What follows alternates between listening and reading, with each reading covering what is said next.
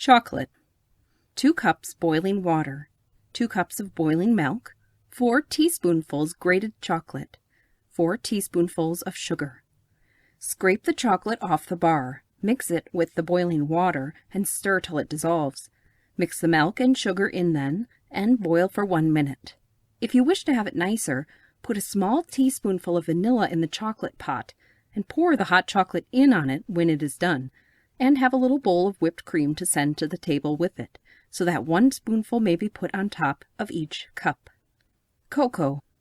6 teaspoonfuls of cocoa, 1 1/2 cups of boiling water, 1 1/2 cups of boiling milk, 1 tablespoonful powdered sugar. Put the cocoa into the boiling water and stir till it dissolves.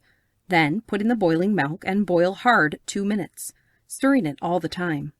Take from the fire and put in the sugar and stir again.